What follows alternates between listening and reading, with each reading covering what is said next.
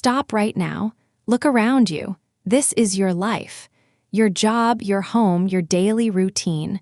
Now ask yourself, is this really my life or someone else's dream? Welcome to Coffee English. Today we talk about something important. Many people feel lost in their own lives.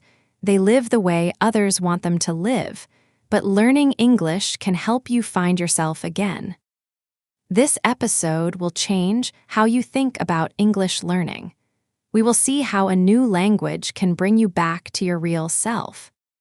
I will share a simple listening game that will surprise you. Stay with me for that.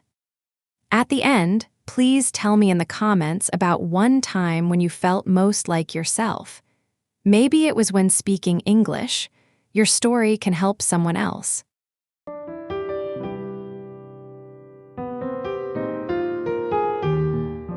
Many people have a problem.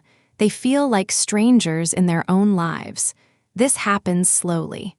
Day by day, you start living the way others want you to live. Your parents say, do this job, it's safe. Your boss says, work more hours. Society says, be quiet, don't ask questions. Everyone has an opinion about your life, but what about your own opinion? Think about your normal day. How much feels really you? How much feels like acting in a play? This happens everywhere. The lawyer who wants to be an artist, the office worker who dreams of helping people, the parent who gave up their dreams for others. But here's something interesting. When people start learning English, they often find parts of themselves again, parts they thought were lost. Scientists have found something amazing. When people speak different languages, they feel different too. This is not imagination. Language changes how we think and feel. Why does this happen? In your native language, you carry your history, all the times people said, be quiet, all the moments you felt judged, all the rules that made you small. In English, you get a fresh start. You can be more confident, more honest. You can say things you never said before. Here's a simple example. In your language, you might say, sorry, maybe I could try this. In English, you might say, I want to do this. Same person, different confidence. Here's that listening game I promised. This will surprise you. Think of something you really want to do, but feel scared to try. Now say this sentence in your native language. I will do this because I want to. Got it? Listen to your voice. How confident did you sound? Remember that feeling. Now say the same thing in English. I will do this because I want to. Did you hear a difference? Many people notice their English voice sounds stronger, more sure, sometimes completely different. This is not magic. Scientists found that changing languages can change how we feel and act. Your English voice might be closer to your real self. How do you know if you're living someone else's life? Here are 3 signs. First, you feel tired all the time. Not body tired, but soul tired. This happens when you spend energy pretending to be someone you're not. Second, you can't make decisions.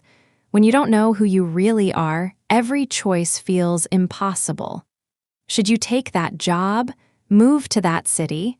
Without knowing yourself, you can't trust your feelings. Third, you feel jealous when others live freely. When someone quits their job to travel or starts their own business, you feel pain. You want that freedom too. If this sounds like you, don't worry. You're not broken.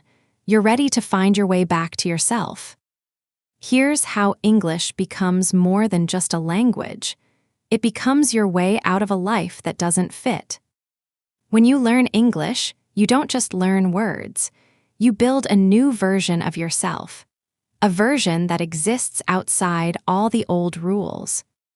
Studies show that people who speak 2 languages have more flexible personalities. They can be different versions of themselves when they need to. Think about it. In your language, you might be the quiet person who never argues. In English, you could be the confident person who shares opinions. Both are real. Both are you. But English gives you permission to show parts of yourself your culture might not like. Researchers have noticed something interesting. People who start learning English often make other big changes too. They change jobs, they end bad relationships, they start new hobbies, they travel. Why? Because learning a new language shows you that change is possible. If you can learn to think in English, you can learn to live differently. One study found something amazing. When people practice English conversation, they become more willing to take risks in life. The confidence you build saying, "I disagree," in English helps you disagree about bigger things too. This is not about becoming a different person. It's about becoming more yourself. The person you were before the world told you to be smaller and quieter. Here's something interesting. When people feel lost in life, it's usually the first step to finding where they really belong. Learning English can speed up this process. Why? When you speak a foreign language, you give yourself permission to try new things, to express yourself in new ways, to be imperfect while you learn. In your native language, you think, "I must be perfect or people will judge me." In English, you already expect to make mistakes. This freedom can change everything. You start thinking, if I can sound different in English, maybe I can act different too. If I can be brave in another language, maybe I can be brave in other ways. How do you use English learning to find your real self? Here are 3 simple things you can start today.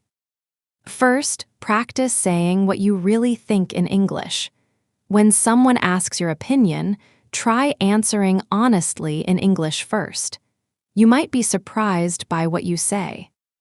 Second, use English to talk about your real dreams. Every morning, spend 5 minutes describing in English what you really want from life, not what others want for you, what you want. Third, find English content about things you love. If you love cooking but work in an office, watch cooking videos in English.